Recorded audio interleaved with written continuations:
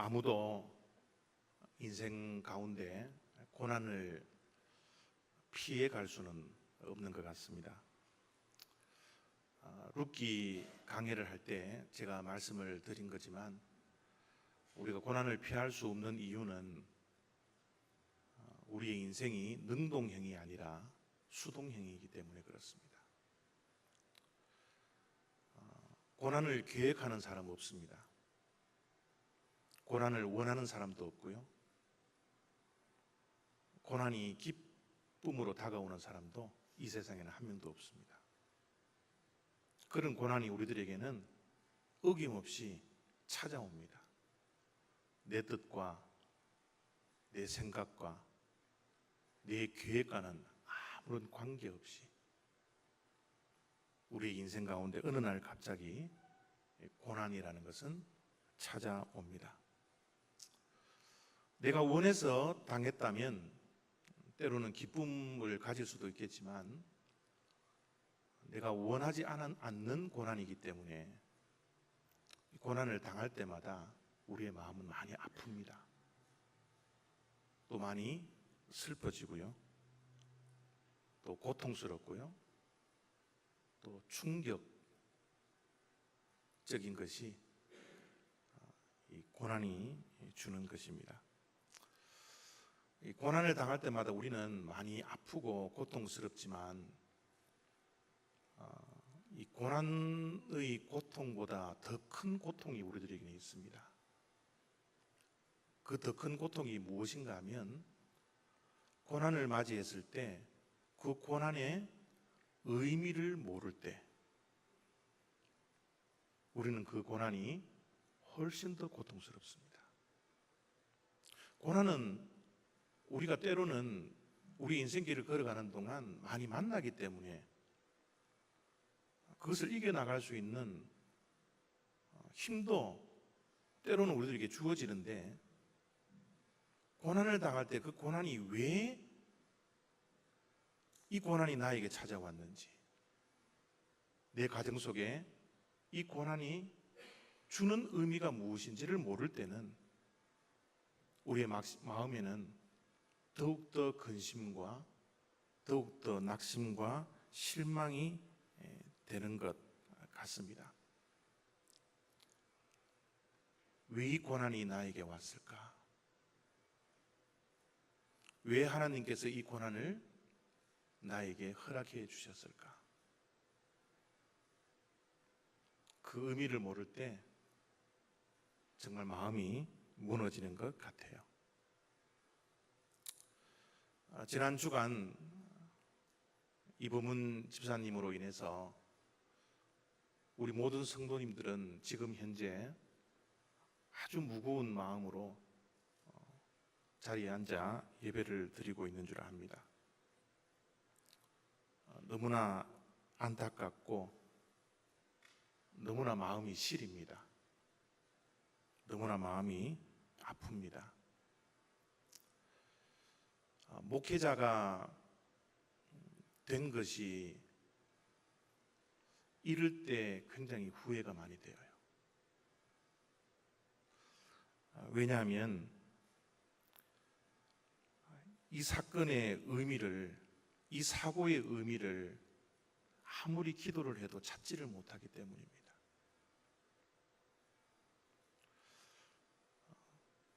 하나님의 능력은 죽은 자도 살리시는 능력이라고 확신을 가지고 설교는 하지만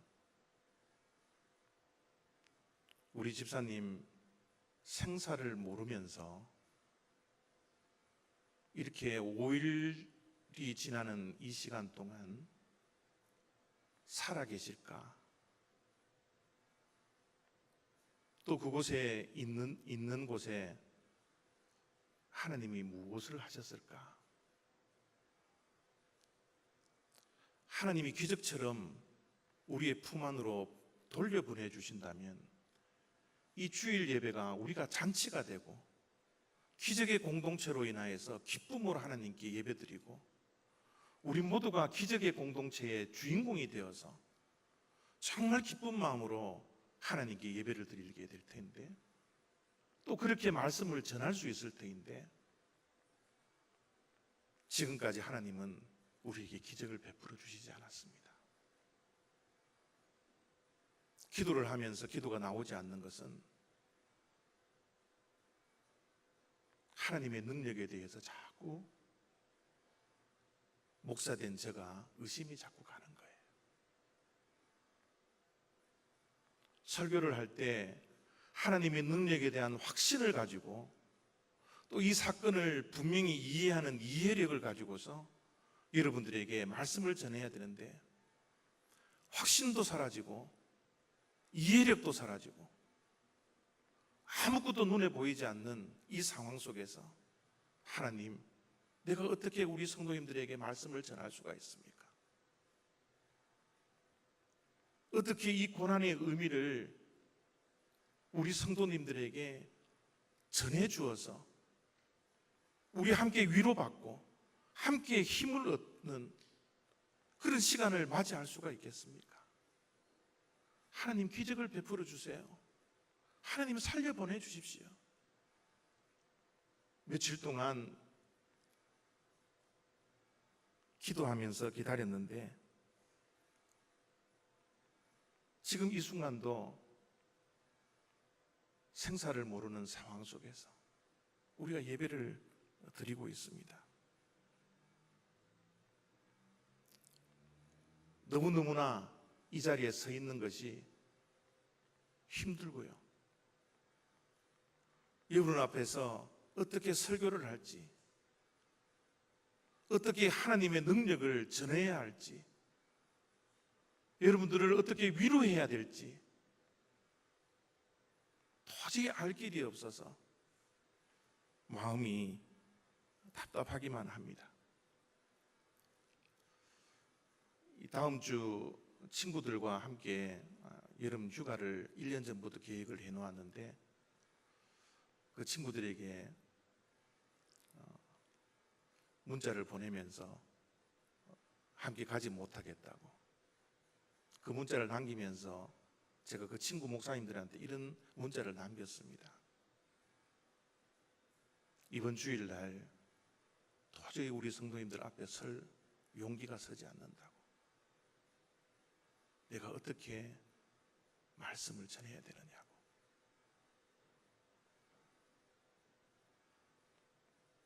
인간의 얕은 지혜를 가지고서 하나님의 그 크신 그 위대하심을 다 알지 못하고 다 깨닫지 못한 채 성도님 앞에 설 용기가 서지 않는다고.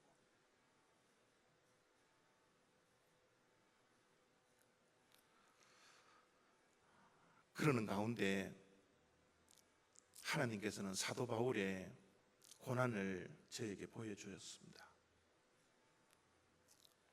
사도 바울이 당하는 이 고난을 통하여서 고난에 지지 아니하고 고난을 이겼던 그 모습을 보여주면서 우리 성도님들과 함께 말씀을 통해서 위로를 받으라고, 힘을 얻으라고. 그래서 하나님께서 정말 이해되지 못하고 정말 알 수 없는 그 하나님의 그 섭리 가운데 여러분 앞에 설 수 없는, 확신이 없어서 설 수 없는 이 자리이지만 사도 바울의 모습을 통해서 우리가 함께 위로받기를 원합니다. 고린도후서 4장 11장 23절부터 28장까지는 지금 사도 바울이 당하는 고난, 정말 예기치 못했던 억울함, 위험, 그 모든 것들을 나열하고 있는 그런 말씀입니다. 내가 수고를 넘치도록 하고 옥에 갇히기도 더 많이 하고 매도 수없이 맞고 여러 번 죽을 뻔하였으니 유대인들에게 40에서 하나 감한 매를 5번 맞았으며 3번 태장으로 맞고 1번 돌로 맞고 3번 파선하고 1주야를 깊은 바다에서 지냈으며 여러 번 여행하면서 강의 위협과 강도의 위험과 동족의 위험과 이방인의 위험과 시내의 위험과 광야의 위험과 바다의 위험과 거짓 형제 중의 위험을 당하고 또 수고하며 애쓰고 여러 번 자지 못하고 줄이며 목마르고 여러 번 굶고 춥고 헐보하노라. 이 외에 이런 고사하고 아직도 날마다 내 속에 눌리는 일이 있으니 곧 모든 교회를 위하여 염려하는 것이라. 복음을 전하다가 얼마나 억울한 일을 당했는지 몰라요. 얼마나 굶주렸는지 모릅니다. 얼마나 목마르고 얼마나 배고팠는지 모릅니다. 매를 맞아도 수없이 맞았습니다. 아무 이유 없이 맞았습니다. 동족들에게 위협을 당했습니다. 죽을 고비를 몇 번 넘겼습니다.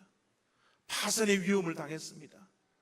가는 길들마다 자기를 반겨주는 사람은 아무도 없었습니다.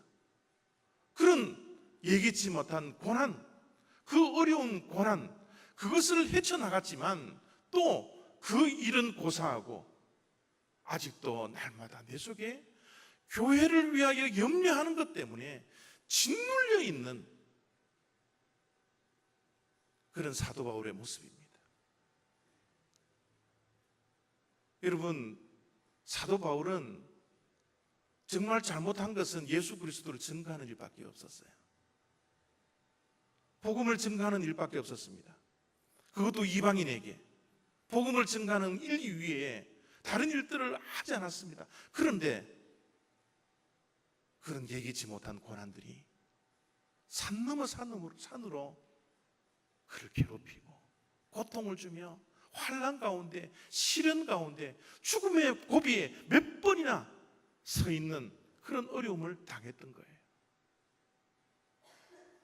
저런 고난과 어려움이 있었지만 사도 바울은 어떻게 일어났을까? 어떻게 고난을 극복했을까? 어떻게 하면 넘어지지 않고 쓰러지지 않고 오뚜기처럼 일어나 그에게 맡겨놓으신 사명을 충실되게 끝까지 사명을 감당하는 그런 자가 되었을까? 오늘 우리가 읽었던 말씀 가운데 사도 바울이 고난을 극복했던 그 모습이 우리들에게 보여지는데요. 3절을 보면 찬송하리로다. 그는 우리 주 예수 그리스도의 하나님이시요 자비의 아버지시요 모든 위로의 하나님이시며. 사도 바울이 고난을 이길 수 있었던 것은 그에게 닥쳐져 있는 고난을 보지 아니하고 그의 시선은 끊임없이 하나님을 향하여 있더라는 거죠. 고난을 당했을 때 고난을 바라보기 시작하면, 인생에 문제가 있을 때 문제를 바라보기 시작하면 더 큰 수렁에 빠지고 더 큰 어려움이 있고 더 큰 낙심과 실망이 찾아올 수밖에 없지만, 사도 바울의 시각에는 문제보다는 하나님에게 시선을 보죠. 하나님을 바라보는 그 시선이 사도 바울에게 있더라는 것이죠. 그래서 그는 그 어려움 가운데서, 그 고난 가운데서도 하나님께로부터 위로를 받더라는 겁니다. 하나님께 위로를 받았을 뿐만 아니라 그의 입술에서는 찬송하리로다. 찬송이 입에서 끊어지지 않더라는 거예요. 저 3절을 바라보면서 얼마나 사도 바울이 부러웠는지 모릅니다. 하나님, 나에게도 저런 위로를 허락해 주십시오. 우리 올리브교회 성도님들 한 분 한 분에게도 이 예배를 통하여서 모든 위로의 하나님 되시는 그 하나님을 만나는 축복이 이 예배 가운데 있게 하여 주십시오. 그래서 우리가 하나님을 찬송할 수 있는 공동체가 되게 해 주십시오. 기쁨을 잃어버리지 아니하고 고난 중에서도 도저히 이해하지 못하는 이 상황 속에서도 이 무거운 발걸음과 이 무거운 마음을 가지고 나왔지만, 또 이부문 집사님 이외에 각자가 처해 있는 이 고난 가운데 있는 우리 성도님들의 마음속에 하나님 주시는 위로가 있게 해 주십시오.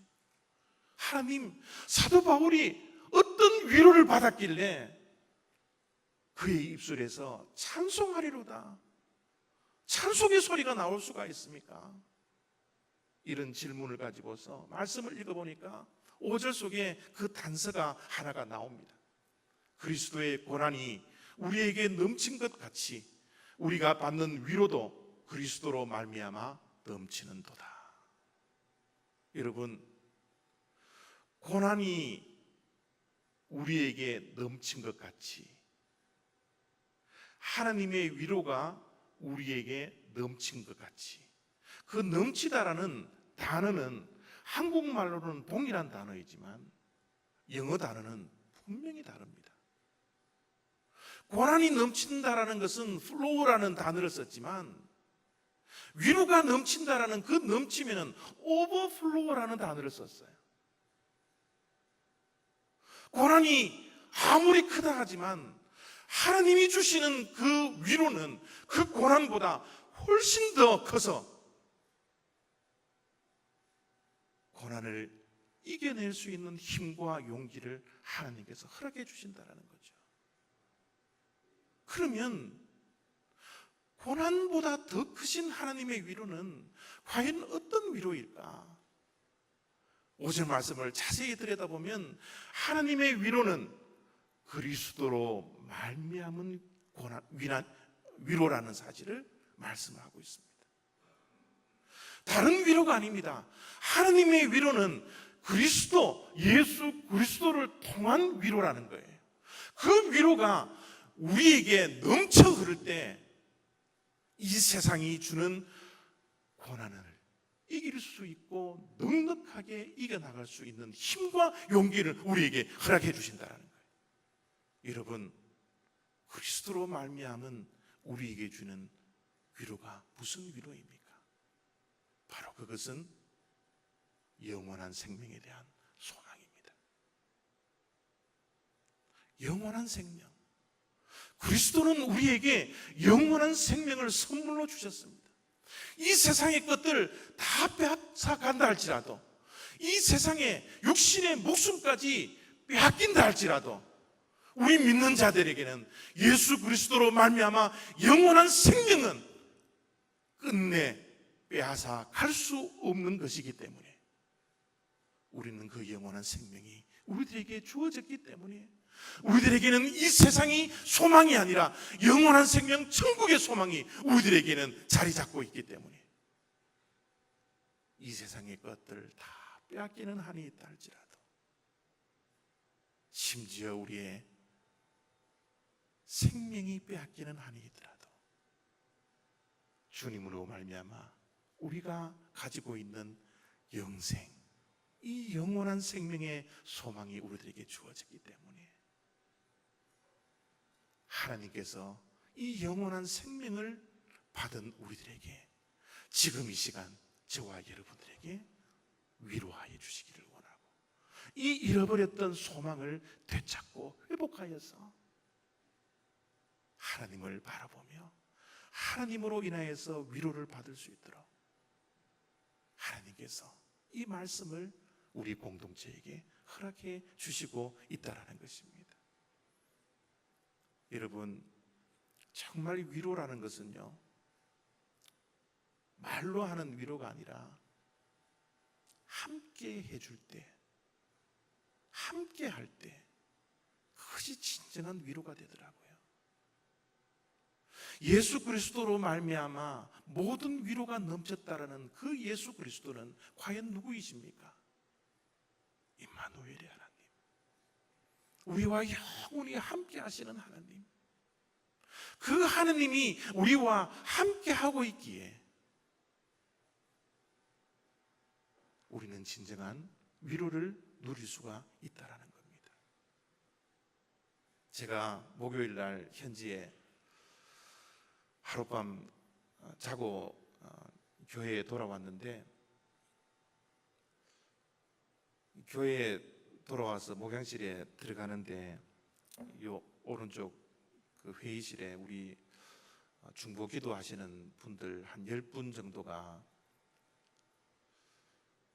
눈물 흘리며 목매어 기도하는 그 모습을 딱 보는 순간 눈물을 주체할 수가 없었습니다. 얼마나 감사한지 몰라요. 우리가 가족이구나. 서로 피를 나누지 않았지만 정말 이민 와서 이 레드랜드 지역에서 만난 성도의 관계이지만 정말 내일처럼 염려하고 기도하고 함께 눈물을 흘리고 이범원 집사님이 내 형처럼, 내 오빠처럼, 내 아저씨처럼, 내 삼촌처럼 함께 눈물을 흘리고 있는 이 신앙 공동체가 함께 하고 있기 때문에 정말 지쳐서 이곳에 왔지만 얼마나 마음속에 위로가 되는지 눈물을 흘리고 기도하는 그 성도님들 바라보면서 눈물을 주체할 수가 없더라고요. 금요일 날 금요 예배 때 한 50명 정도가 모여서 함께 기도하며 함께 부르짖으며 눈물 콧물 흘리면서 함께하는 우리 성도님들을 바라볼 때 얼마나 감사하고 얼마나 목회자가 된 것이, 우리 올리브교회 담임 목사가 된 것이 얼마나 감사한지. 그래, 우리 올리브교회 성도들은 모두가 다 한 가족이구나, 한 식구구나, 함께하는 공동체구나. 어려움을 당했던 성도가 있으면 함께 모여서 눈물을 흘릴 수 있고 기도할 수 있는, 마음 아파할 수 있는 이 공동체가 있게 한 이 위로의 공동체를 함께 하니까 하나님께 얼마나 감사했는지 몰라요. 사랑하는 성도 여러분, 그렇습니다. 지금도 이범원 집사님은 생사를 알지 못해요. 수많은 사람들이 군용 헬기가 떠서 그를 지금 찾고 있고, 수많은 발런티어들이 우리 이범원 집사님을 찾기 위해서 산을 헤매고 다니고 있지만 5일 동안 그를 찾지 못하고 있습니다. 그러나 여러분, 실망하지 마십시오. 낙심하지 마십시오. 지금 찾지 못하는 것이 우리들에게는 좋은 소식일 줄 모릅니다. 지금도 어딘가에 헤매고 있고 하나님이 그의 팔을 붙드시고 그의 다리를 붙들어 주셔서 그의 생명을 지켜주셔서 우리의 품 안으로 돌아올 수 있는 그런 기적 같은 일들이 우리에게 있을 수 있다는 희망의 끈을 결코 놓지 마시기 바랍니다. 지금도 살아 있습니다. 지금도 살아서 하나님과 함께 하고 있을 줄 우리는 믿습니다. 세상 사람들은 다 죽었다라고 이야기할 줄 모르지만 우리는 믿음의 눈으로 하나님께서 그 거룩한 날개로, 능력의 발로 그를 안고서 우리의 품으로 돌려보내 주시리라 우리는 믿습니다. 그렇게 되지 않는다 할지라도 하나님은 그와 지금도 함께하고 계시고, 육신의 생명은 빼앗긴다 할지라도 영원한 생명은 빼앗아갈 수 없는 그 소망이 우리에게도, 이범원 집사님에게도, 그의 가정 속에도 있기 때문에 우리 모두에게 그 영원한 생명으로 인하여서 하나님으로부터 위로를 받을 수 있는 우리 모두들이 되었으면 좋겠습니다. 함께 갔다 돌아온 네 분의 우리 집사님, 권사님들도 있습니다. 너무 수고 많이 하셨어요. 너무 고생 많이 하셨습니다. 생사를 왔다 갔다 하는 그 순간들을 맞이했습니다. 정말 저들을 여러분 많이 품어주시고 위로해 주시고 격려해 주시고 다시 한번 회복하여서 생업으로 돌아가고 또 교회로 돌아오고 정상적인 일들을 감당할 수 있도록 여러분 함께 해주시는 그 위로를 우리 공동체가 베풀었으면 좋겠습니다. 우리 모두는 주님 안에서 한 가족이요, 한 형제요, 한 자매라고. 정말 하나님께서 피값으로 사신 이 교회, 정말 우리가 자랑스러워할 정도로 사랑의 공동체라는 것을 이 고난을 통하여서 우리가 확인했지 않습니까? 하나님께서 끊임없이 우리를 위로해 주시고 모든 위로에 능하신 하나님께서 돌아온 자나 남아있는 자나 지금도 헤매는 우리 이범원 집사님에게나 용기와 힘과 소망과 위로를 더해 주시는 귀한 시간 다 되시기를 부탁드립니다.